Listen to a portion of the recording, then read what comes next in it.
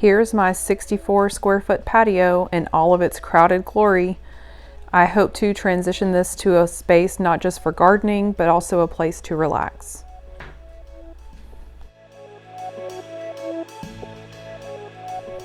Hey, it's Diana of Cauldron and Craft. It's time to get the patio ready for spring. I have had this little greenhouse on the porch throughout the fall and winter and early spring, and it's done a really good job, but it's time to move it out of the way so I can put some more plants here.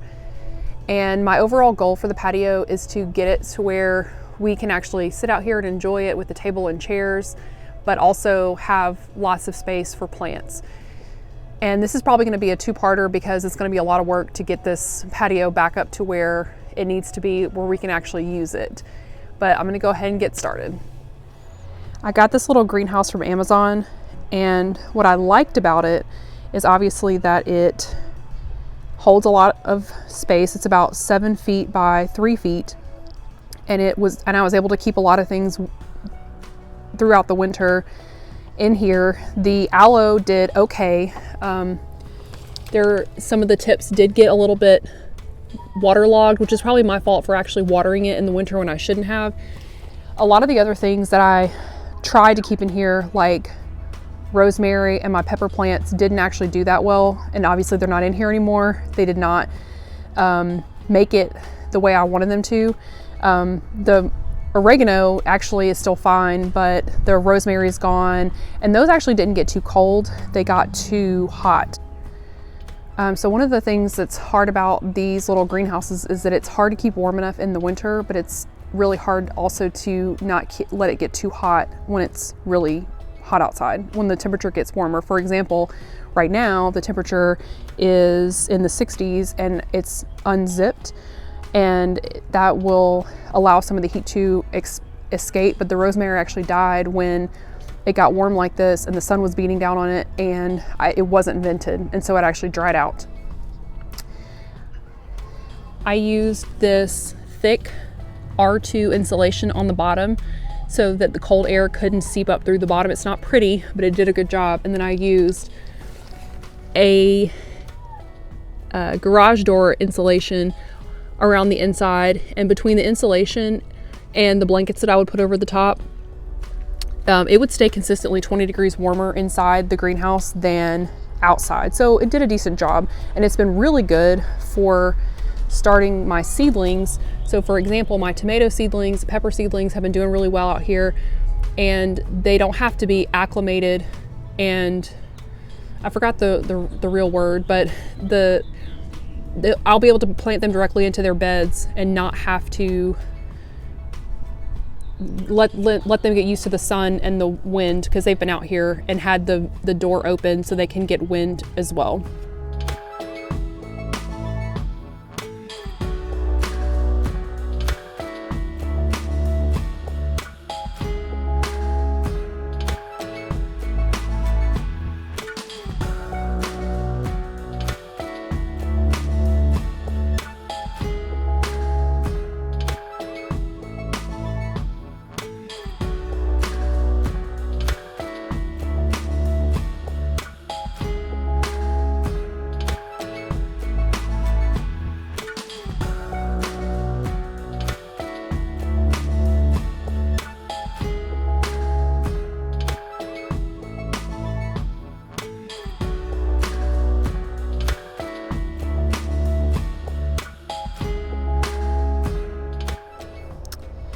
Okay, so I moved a bunch of plants up front, so I have more space here to work with.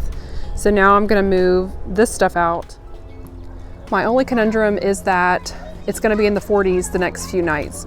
So I'm gonna have to keep the greenhouse intact so I can put it on top of the new container and keep all the seedlings warm.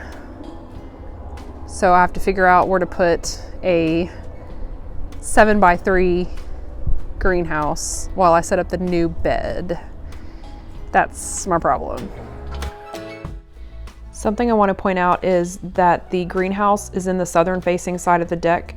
So the greenhouse had to be there in the future garden bed also has to be there to get direct sunlight. On the opposite side of the deck is the northern facing side, which does not get direct sunlight, and then the house faces east, and then the back of the house faces west. I'm out of space again. What to do with the greenhouse? I've considered disassembling it and storing it for next fall, winter. That's one of the pros of having something like this, is that it would be easy to take down. I have also considered just taking the plastic off and just leaving the frame over the plants, like over the bed that I'm going to put here, just because it would serve as like a method to put shade cloth. I do think I'm going to have to use shade cloth this summer. I don't know what to do. First, I guess I should see how big the bed is. It's supposed to be 6 by 3, so it would fit in here. And then I'll get a feel for how tall it is compared to this to see if it will be a good height. And then we'll go from there.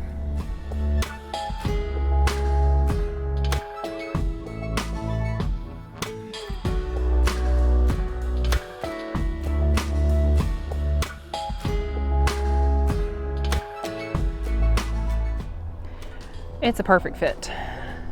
It would, once it's full, it would be a perfect fit. And so the frame in theory could just stay. Do I want it to stay? I guess worst case scenario is I leave it for now so I can protect the plants while if we still have a cool snap, but then I can take it off later. That is an option. I would just have to cut this duct tape, this Gorilla Tape, which has withstood an entire fall and winter. Shout out to Gorilla Tape. And it hasn't blown away in the wind. So that's really impressive. I think that might be what I do for now. I just leave it, and then I'll leave it like this, so I can cover the plant still in the evenings if it gets cold. And then in a few weeks, I'll probably take it apart. I am gonna leave the insulation on the bottom though, because even if I don't use the greenhouse again, it will protect the wood from getting wet and getting gross. So like that's from where the potato plants were, and it's, you know, the fabric bag is just sitting there on the wood. It would at least protect against that, because this obviously isn't going to go anywhere for a long time. It's 128 gallons, 18 cubic feet of dirt that I'm going to have to put in here to fill it up. So I guess I will start on that now. One eternity later. Now that I have my bed filled as best as I could, now I have to start planning out where I'm gonna put stuff. When I originally ordered it, I thought that it was 6 by 3, but it's only 4 by 3. And I wanna fit the maximum amount of plants that I can, so I'm gonna have to get a little bit creative. So this is what I was thinking. There are 2 tomatoes in each of those cups. So do 2, like 1 on each corner, 1 on each corner, 1 on each corner. And then I want to interplant some borage, cosmos, and zinnias, and basil. And for example, this is a borage that I started, and so that will have a head start. And then maybe put those in the other corners, or do 3 things. So kind of do like a triangle, tomato, tomato, and then a flower or something else. And I'm gonna put a watering stake in the middle to help give it a consistent water level, especially for the tomatoes. The peppers that only has 1, that one has 2, and this one has 2. But I've heard that they like to be close together, like they like to have a friend nearby. So maybe that can count as one of the 3 in the triangle. These cubes, if they're full to the brim are 16 gallons supposedly when I did the math, but obviously they're not filled to the brim. I'm going to put mulch in the rest of the space. And then the other 2 spots are going to be for sweet potatoes. I'm going to do 1 in each corner, so 8 total. And then when they get bigger, when the sweet potatoes get bigger, I can trellis them a little bit, and then they can shade the other plants a little bit. So I think that's my plan. I really wanted to be able to put something else in here like okra and cucumbers, because I also got seeds for that, but I might have to do something else. It's always really exciting to pot up seedlings that you've grown. This was my first time doing the solo cut method for seedlings, and it's recommended for tomatoes, but I did it for all my seedlings just because it was easy to manage, and it was extremely easy, and I'll definitely do it again. And I did not pinch off the second seed that grew in each pot, just because actually this one has 3. I'll probably sacrifice that little bitty one, but these other 2 will definitely get planted. The one downside I can already see to this planter is that it's so wide, it's 3 feet wide, that it's really hard to kneel over it. But I just don't have space back there to have it away from the rail. So I've never actually successfully grown tomatoes. I've tried for several years and something always goes wrong, but I think this is going to be my year. I finally understand watering and the fertilizing, so I'm crossing my fingers that this is going to work.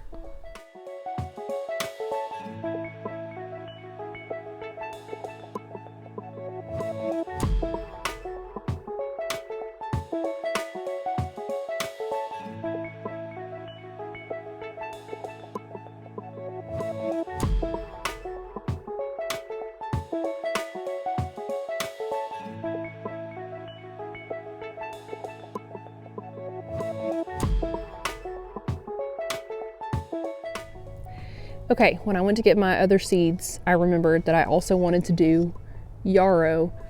So now I have to figure out where I can put these. I have 1, 2, 3, 4, 5, 6, 7, 8 spaces.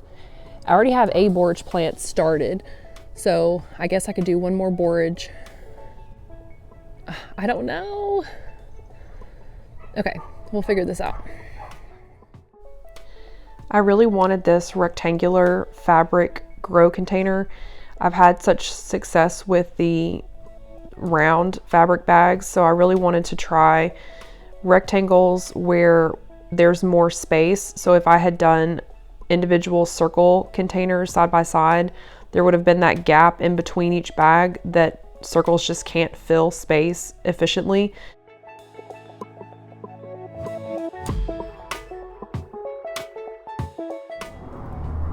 While I was potting up the seedlings, I had these priming to stick in the ground. And basically what that means is I had them soaking in water to go ahead and get them soaking wet, so that when I put the water bottles in there, they won't, like, they'll already have like water flowing through the terracotta. And I didn't say in the beginning, but these are terracotta watering stakes that I've had good success with in the past.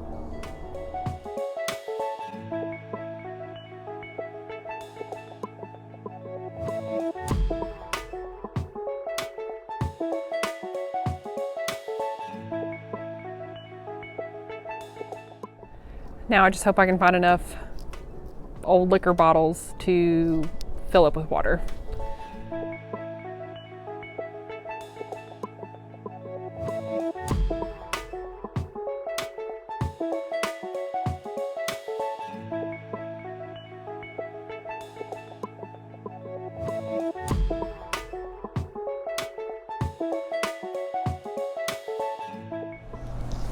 Now that I have all the other seedlings planted, I need to figure out the sweet potatoes. And I did an experiment this year. This was my first year buying seed sweet potatoes. And the last 2 years that I've grown sweet potatoes, I've started slips from grocery store sweet potatoes. And so I bought seed ones this year and they did not grow. This one's soggy. They just didn't take off. This one does have a few roots and a few shoots starting, but I started all these at the same time. These 3 were organic grocery store sweet potatoes, and as you can see, these 2 are really taking off, especially this one. This one didn't, but there's actually, okay, there's a couple roots on this one that it looks like it could eventually grow some. But sweet potatoes need a really long season. They like really hot weather, and of course we have that where I live, but they need to start now. I don't have time to wait for a few more, because I think I can get all 8 that I wanted to grow just from this one, and then maybe wait a little bit longer for a few more of these, but they're so close that I definitely can wait another week or so. So I'm gonna try to break off some of these slips, and it's like heavily rooted into the dirt, which is great because, oh wow, I did not realize how much it was rooted. So I'm gonna break off this whole section.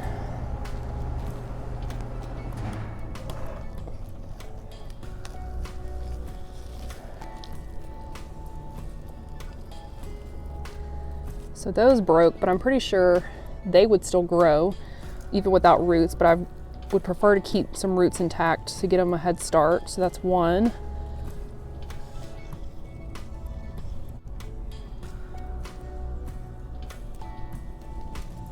Two, 3. And I want to break those up even more. And then let's see if I can break off this section. And this potato will keep growing slips. Like I'm breaking them off, but I'm gonna let it continue to grow a little bit longer maybe. Just nestle that back down in there. See, it's got another one growing right there.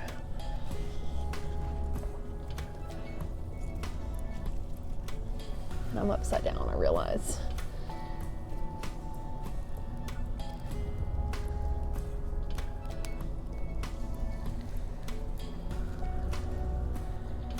I have seen videos where people take individual stems and make that and like grow sweet potatoes from just that one, but that scares me a little bit. But I do wish I could break off. See, I have 1, 2, 3. I need 8 total.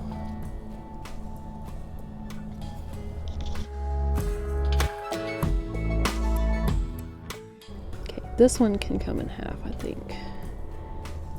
Where does it need to go? And this is what feels like magic about growing things, that the things that we need to survive just do this. You throw a sweet potato in the ground in some dirt and it just grows more plants, and that's just amazing to me. Okay, I'm gonna get this apart. This one has roots right there, so I'm gonna break that one off. Okay, come on. Oh, okay. It's like untangling a necklace. There we go. This one has roots of its own, right? So I'll break that one right there. 1, 2, 3, 4, 5, 6. And then I know I can get 2 out of this. I might just stick these in the dirt just to see what happens.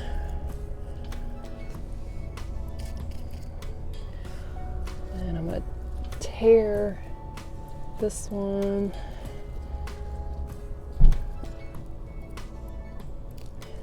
There we go. So I think I have my 8 that I need to plant in the four corners of 2 areas of my patch.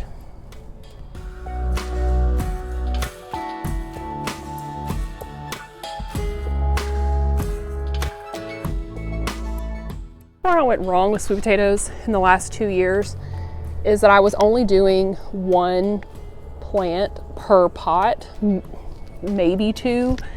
But the videos that I've watched of sweet potato growing in containers, people grow a lot in 1 container, like multiple stems in 1 container.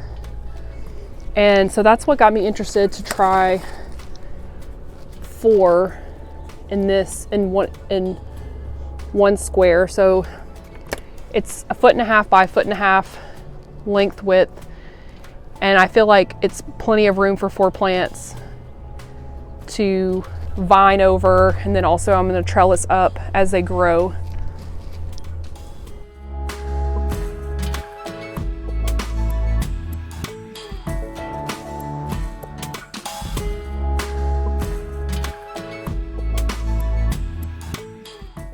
And they're really pretty.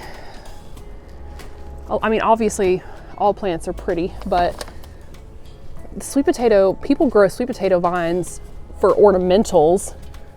So you get to enjoy the vining aspect while the hard work has been being done underneath.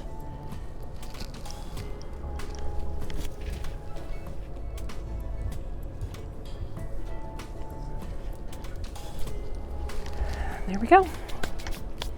And I'm not going to put a watering stake in these because, first of all, sweet potatoes like to be a little bit drier.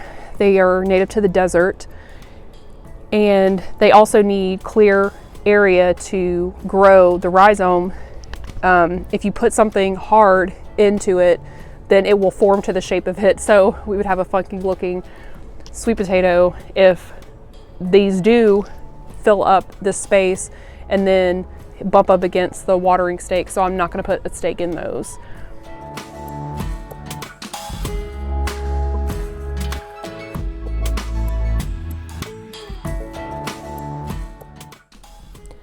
One of the things we have enjoyed over the last couple of years is eating on the patio when the weather's nice, and that's something that we still would like to be able to do. I've taken over a lot of this space for gardening, but I want this also to be a space where we can relax as well.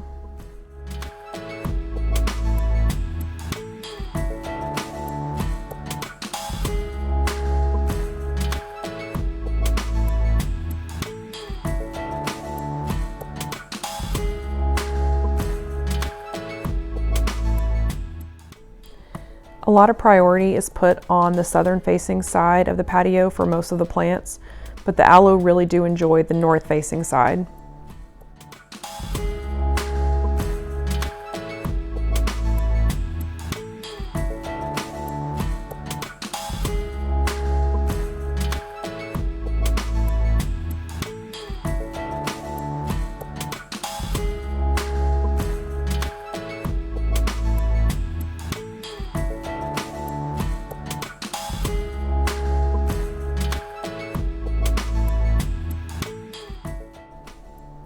And here is where I dumped out half a bag of Epsom salt all over the floor.